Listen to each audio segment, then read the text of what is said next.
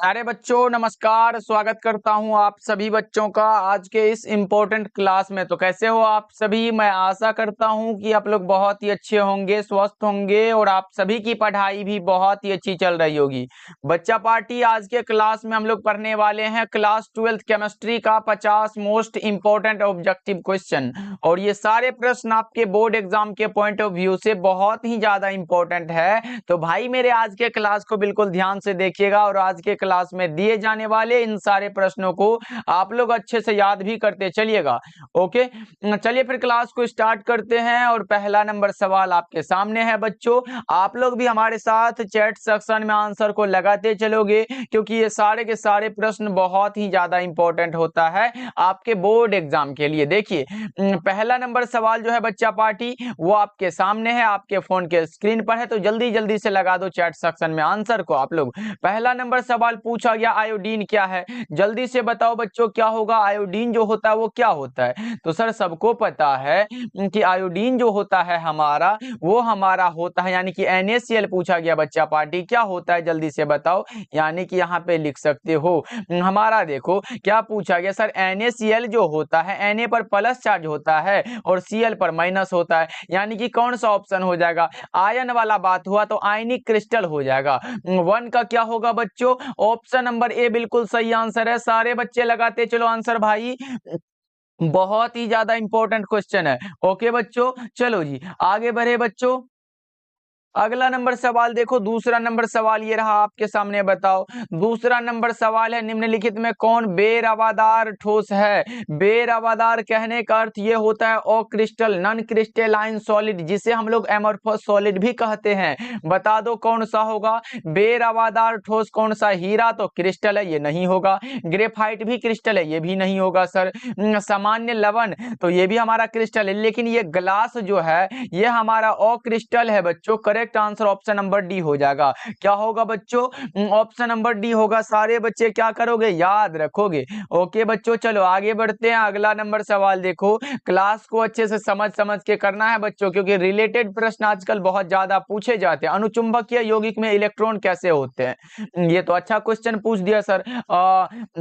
अनुचुंबकीय यौगिक में इलेक्ट्रॉन जो होते हैं वो कैसे होते हैं? तो वो अयुग्मित इलेक्ट्रॉन होते हैं। कैसे होते हैं बच्चा पार्टी? अनपेयर्ड इलेक्ट्रॉन होते हैं। तो सही जवाब कहेंगे सर ऑप्शन नंबर बी होगा। क्या होगा सर? ऑप्शन नंबर बी बिल्कुल ही सही आंसर है। तो क्या करोगे? याद रखोगे। चलो आगे बढ़ते हैं बच्चों। अगला नंबर सवाल देखो, फोर्थ नंबर सवाल ये रहा आपके सामने। बताओ फोर्थ नंबर सवाल कह रहा है क्या फ्रेंकल तथा शॉर्टकी दोष कैसे होते हैं? फ्रेंकल तथा शॉर्टकी दोष कैसे होते हैं? नाभिकीय दोष है, क्रिस्टल दोष है, परमाणु दोष है या फिर अणु दोष है? कैसा दोष है ये आप लोग ही बताओ। तो आपको पता होगा सर फ्रेंकल डिफेक्ट हमारा और शॉर्टकी डिफेक्ट जो होता है ये क्रिस्टल में डिफेक्ट होता है यानी कि क्रिस्टलीय दोष हो जाएगा।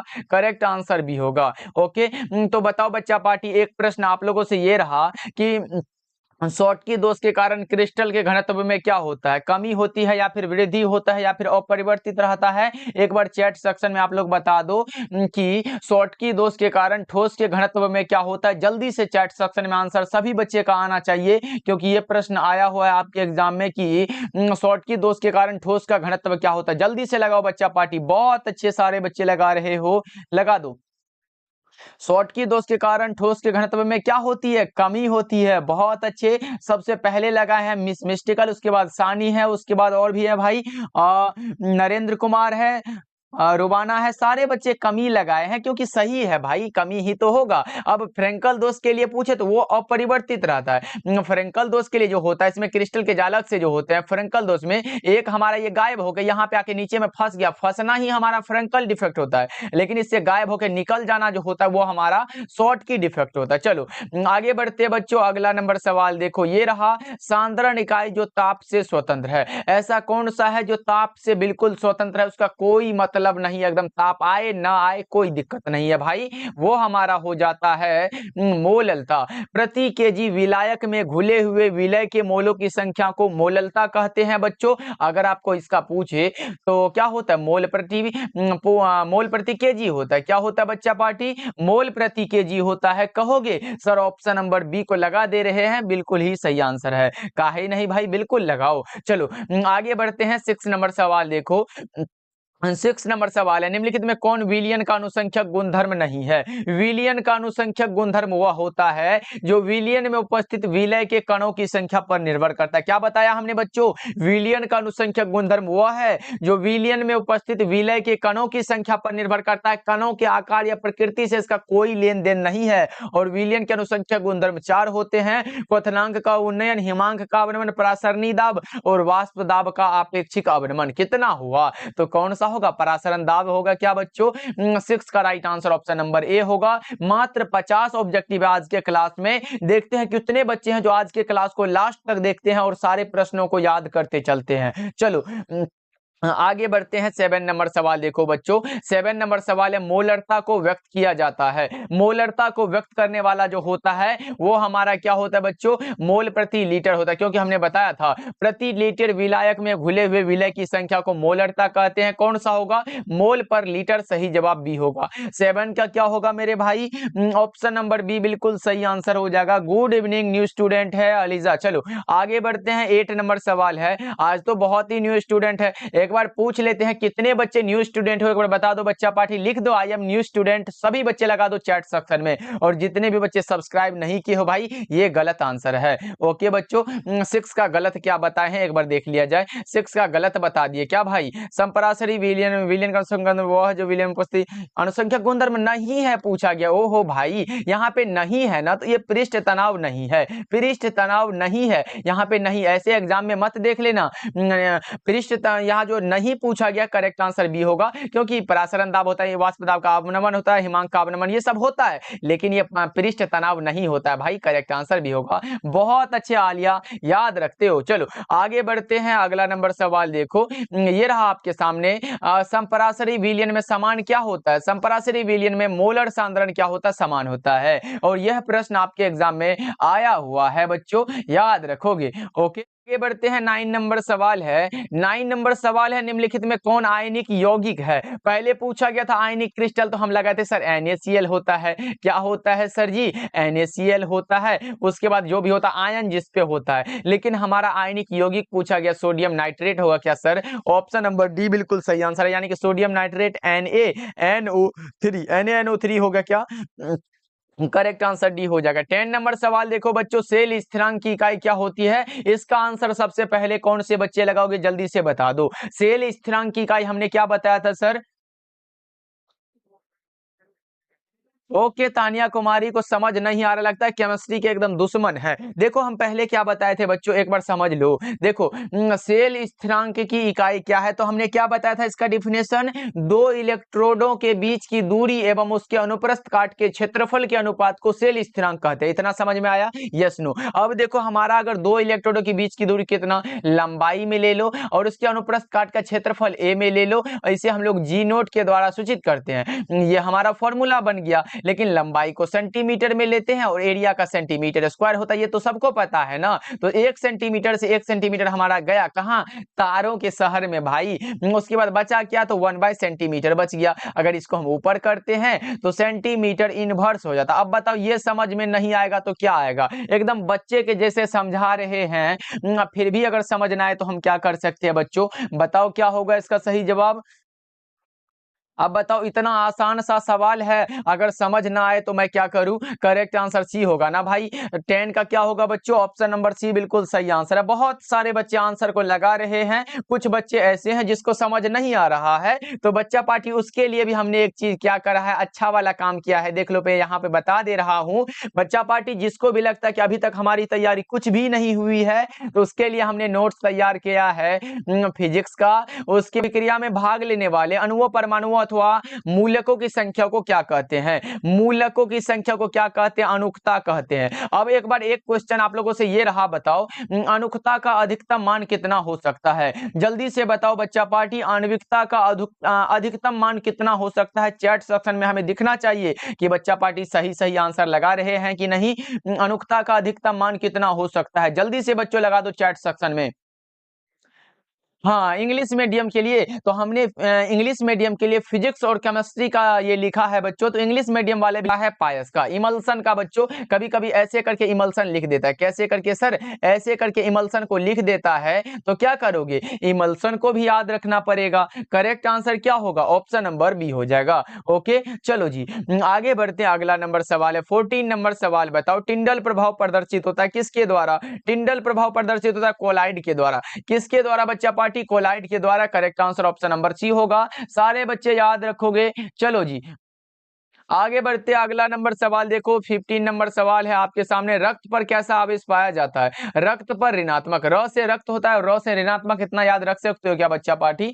रक्त पर ऋणात्मक आवेश पाया जाता है। ओके चलो, हाँ सौरभ सिंह बोलिए। हेलो सर, हेलो हेलो, सबका तो नाम ले रहे हैं। कोलाइड के स्थायित्व का प्रमुख कारण है आवेश। क्या होता है बच्चों? वो हमारा जो होता है चार्ज होता है। क्या होता है बच्चों? चार्ज होता है। करेक्ट आंसर बी हो जाएगा। चलो जी, आगे बढ़ते अगला नंबर सवाल देखो। 17 नंबर सवाल है आपके सामने, भौतिक अधिशोषण की क्रिया कहाँ पर होती है? एक हमारा होता है रासायनिक अधिशोषण। रासायनिक अधिशोषण क्या होती है बच्चों? वो हमारा जो होता है वो अनुत्क्रमणीय होता है। क्या होता है बच्चा पार्टी? वो हमारा अनुत्क्रमणीय होता है। लेकिन भौतिक अधिशोषण की क्रिया कक्ष ताप पर होता है। 17 नंबर सवाल का जवाब correct answer option number A कहो। बहुत अच्छे बच्चों। चलो जी, आगे बढ़ते हैं अगला नंबर सवाल देखो। 18 नंबर सवाल है। 18 नंबर सवाल है, जो पदार्थ जल का पृष्ठ तनाव कम कर देते हैं क्या कहलाते हैं? वैद्युत अपघट्य कहलाते हैं। 18 का क्या होगा बच्चों? ऑप्शन नंबर, अरे भाई पृष्ठ सक्रिय कारक कहलाएगा ना। यहाँ पे जल का पृष्ठ तनाव कम कर रहा है। हमें भी लग रहा है कि बच्चा पार्टी आंसर को नहीं लगा रहे, इसे हम लोग कहते हैं सरफेसिएंट एजेंट कहते हैं। करेक्ट आंसर डी होगा। क्या होगा बच्चा पार्टी? ऑप्शन नंबर डी होगा। 18 का डी लगाना बच्चों। चलो आगे बढ़ते हैं, अगला नंबर सवाल है। ओके ओके ओके,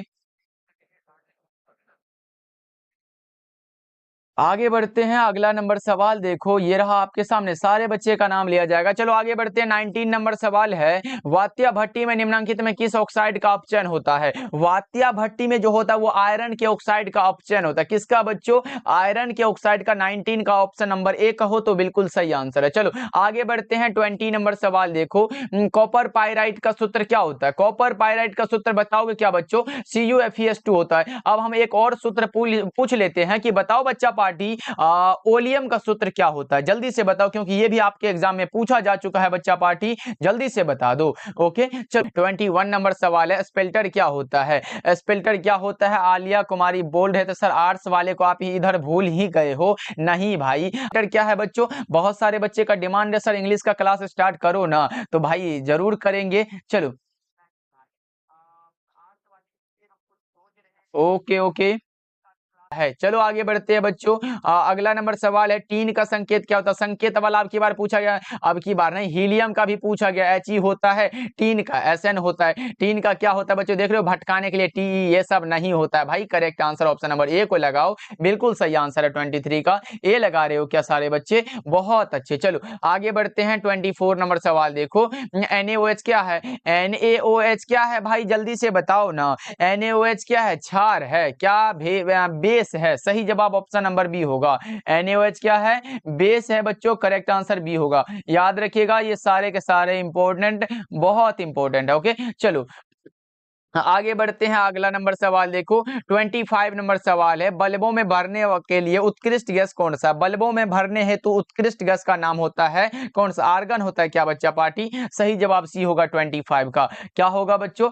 सी होगा। ओके चलो, TI मत लगाना भाई, टीन का संकेत ऐसे करके TIN लिख देना कि टीन होता है। इसका हम TI हमें ऑप्शन में मिल गया, TI लगा देते हैं, बिल्कुल सही हो जाएगा। बाद में पता चलेगा एग्जामिनर को ऐसे वाला हो जाएगा, ये वाला मार्क्स मिलेगा, ये वाला को तो पता नहीं, लेकिन ये 100% मिल जाएगा। इसलिए ध्यान से सारी चीजों को समझ के करना है। चलो 26 नंबर सवाल है, हीलियम का मुख्य स्रोत क्या होता है? हीलियम का मुख्य स्रोत क्या है? मोनाजाइट है क्या बच्चों? सूर्य दिया गया। करेक्ट आंसर सी हो जाएगा। 26 नंबर सवाल का जवाब ऑप्शन नंबर सी होगा। याद रखना आप सब, इंपॉर्टेंट क्वेश्चन है ये सारे के सारे। चलो आगे बढ़ते हैं। 27 नंबर सवाल देखो बच्चों, हीरे में कार्बन का संकरण क्या होता है? हीरा के लिए पूछा गया सर sp3 होता है। sp3 हीरा के लिए 27 का ए होगा। क्या होगा बच्चों? ऑप्शन नंबर ए होगा। सारे बच्चे याद रखोगे ना? चलो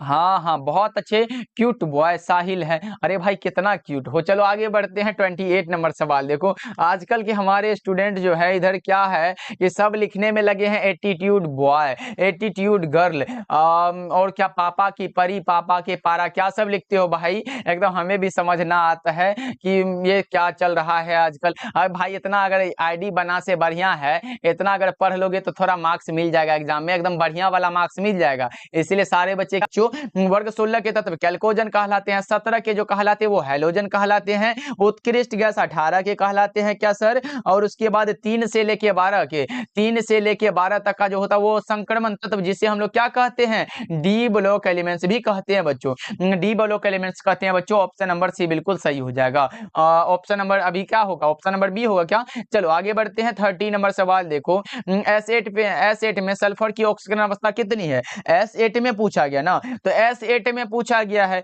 जो पूछा गया उसे एक्स मानते हैं, एक्स गुना 8 बराबर में 0, इसलिए एक्स बराबर क्या नहीं रे भाई, क्योंकि 8 गुना करेंगे तो 0 में गुना से करेंगे तो क्या होगा, 0 होगा क्या। ऑप्शन नंबर डी बिल्कुल सही आंसर है। क्या होगा बच्चों, ऑप्शन नंबर डी बिल्कुल सही आंसर है, क्योंकि 0 से गुना करने पर कोई भी चीज 0 ही हो जाता है। करेक्ट आंसर डी हो जाएगा। ओके चलो, 31 नंबर सवाल देखो, पूछा गया है निम्नलिखित में कौन एक प्रथम संक्रमण श्रेणी का तत्व नहीं है, नहीं कौन सा है, जल्दी से बताओ बच्चों। नहीं है मैग्नीशियम, लेकिन अगर यहाँ पे मैग्नीज होता, क्या होता बच्चों, मैग्नीज होता तो हो जाता, लेकिन यहाँ मैग्नीशियम दिया गया जो कि ये प्रथम संक्रमण श्रेणी का तत्व नहीं है। करेक्ट आंसर क्या होगा, ऑप्शन सी होगा, एमडीआरसी। बहुत अच्छे, चलो आगे बढ़े बच्चों। अगला नंबर सवाल है,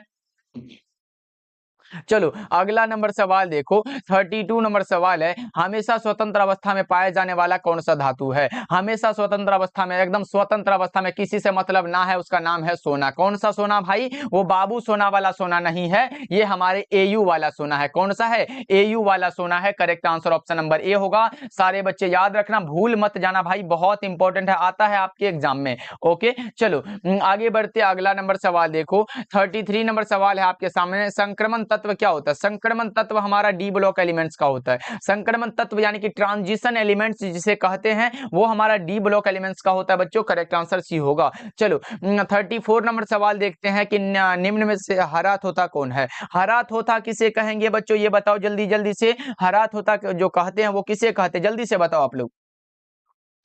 ओके ओके, फेरिक सल्फेट बोलते हैं सारे बच्चे। ओके FeSO4 इंटू 7H2O होता है बच्चों। करेक्ट आंसर ए होगा 34 का, जिसे हम लोग क्या कहते हैं, आपको पता है क्या। चलो आगे बढ़ते हैं, 35 नंबर सवाल है आपके सामने, बताओ कार्बनिक ठोस की शुद्धता का लक्षण क्या है। कार्बनिक ठोस की शुद्धता का लक्षण क्या होता है बच्चों। ओके ओके, क्या नाम है सर, मेरा नाम ले लीजिए, संजय सिंह का नाम ले लिया जाए भाई, बैठ के नाम ले रहे हैं, संजय सिंह, संजय सिंह, और भी नाम ले, क्या भाई संजय होगा, गलनांक हो जाएगा। सही जवाब ऑप्शन नंबर बी होगा। चलो 36 नंबर सवाल देखो, निम्नलिखित अपरूपों में कार्बन का सर्वाधिक प्रतिशत अधिकतम किस में होता है। कार्बन का जो सर्वाधिक प्रतिशत अधिकतम होता है वो ग्रेफाइट में होता है। किस में होता है बच्चों, ग्रेफाइट में होता है। करेक्ट आंसर सी होगा।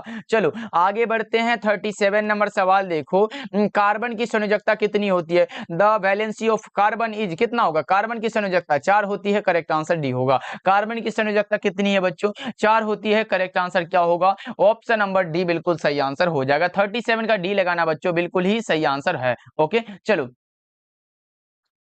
ओके ओके, सानिया कुमारी इंग्लिश का भी क्लास होगा। टॉपिक है विटामिन, क्या होता है बच्चों, विटामिन, क्योंकि एक हमारा होता है जल में विलय है, लेकिन हमारा जल में विलय पूछा गया, बी और सी किस में दिया गया, विटामिन सी है जल में विलय, और ये सारे के सारे क्या है, वसा में विलय है। याद रहेगा ना। आगे बढ़ते हैं, मेथेनॉल का सूत्र क्या है, मेथिल एल्कोहल का सूत्र पूछा गया, मेथिल प्लस में क्या होगा, एल्कोहल, किस में दिया गया सर, ऑप्शन ए में दिया गया ना। 39 का ऑप्शन नंबर ए बिल्कुल सही आंसर हो जाएगा। 39 का क्या होगा, ओके ओके, 39 का क्या होगा बच्चों, ऑप्शन नंबर ए होगा। याद रहेगा कि नहीं, चैट सेक्शन में एक बार बता भी देना। चलो आगे बढ़ते हैं 40 नंबर सवाल देखो, ये रहा आपके सामने। प्राइमरी अल्कोहल का उत्प्रेरक निर्जलीकरण से क्या मिलता है? प्राइमरी अल्कोहल का उत्प्रेरक निर्जलीकरण से हमें क्या मिलेगा? कीटोन मिलेगा, एस्टर मिलेगा, सेकेंडरी अल्कोहल मिलेगा या फिर एल्डिहाइड मिलेगा? क्या मिलेगा? वो बनता है CHO, जिसे हम लोग कहते हैं एल्डिहाइड। करेक्ट आंसर डी होगा 40 का बच्चों। और अगर पूछे अल्कोहल का फंक्शनल ग्रुप क्या होता है, कीटोन का जो होता है COOR होता है बच्चों, सॉरी COO होता है, यहाँ पे लिख भी लो। उसके बाद हमारा जो होता है ये हमारा आ गया ऐसे करके, CO जो होता है ये कीटोन का होता है, एस्टर का होता है COOR होता है। उसके बाद हमारा सेकेंडरी अल्कोहल एल्डिहाइड हो गया। चलो आगे बढ़ते हैं बच्चों, अगला नंबर सवाल है पर क्या मिलता है? कैल्शियम फॉर्मेट को गर्म करना है तो फॉर्मल्डिहाइड मिलता है। करेक्ट आंसर ए होगा बच्चों। 42 नंबर सवाल देखो, अमोनिया आर्द्र लाल लिटमस को किस रंग में बदल देता है? अमोनिया आर्द्र लाल लिटमस को किस रंग में बदलेगा? नीला रंग में। क्या बच्चों? 42 का ऑप्शन नंबर ए होगा। Okay okay, good evening good evening. आगे बढ़ते हैं 43 नंबर सवाल देखो, क्या पूछा गया? बेकेलाइट क्या होता है? बेकेलाइट, बेकेलाइट बहुत ही अच्छा सा कौन सा होगा? तापदृढ़ बहुलक है। बेकेलाइट क्या होता है बच्चों? तापदृढ़ बहुलक का एक एग्जांपल है। करेक्ट आंसर डी होगा। 44 नंबर सवाल है हमारे सामने, प्राकृतिक रबर एक बहुलक है। प्राकृतिक जो होता है रबर वो हमारा आइसोप्रीन का बहुलक होता है। प्राकृतिक रबर आइसोप्रीन का बहुलक है। करेक्ट आंसर डी होगा। ओके, लेकिन बच्चों यहाँ तक आ गए हैं तो आप लोग एक चीज याद रखिएगा, मोनोमर और कौन सा बच्चों? पॉलीमर। मोनोमर और पॉलीमर का डिफिनेशन याद कर लेना, इसके बीच में डिफरेंस याद कर लेना। ये आपके 2 नंबर और 5 नंबर में आता है बच्चों। क्या करोगे? याद रखोगे। ये 2 नंबर में और 5 नंबर में आएगा। ऐसे अंतर पूछेगा तो लिखना पड़ेगा आप लोगों को, इसलिए हमने जो उस PDF में दिया है इसको जरूर याद कर लेना आप लोग। चलो आगे बढ़ते हैं, 45 नंबर सवाल है आपके सामने। पॉलीथीन एक बहुलक है इथीन का। किसका बच्चों? पॉलीथीन बहुलक होता है इथीन का। करेक्ट आंसर बी हो जाएगा। आगे बढ़ते हैं, 46 नंबर सवाल है, निम्नांकित शुगर में सबसे मीठा कौन होता है? मीठा, सबसे मीठा है फ्रक्टोज होता है। क्या बच्चों? सबसे मीठा पूछा गया आप लोगों से, कौन सा होगा? फ्रक्टोज ही बिल्कुल सही आंसर है। करेक्ट आंसर डी हो जाएगा। ओके बच्चों, चलो आगे बढ़ते हैं, अगला नंबर सवाल देखो, 47 नंबर सवाल है, एंजाइम क्या है? एंजाइम जो होता है वो क्या है?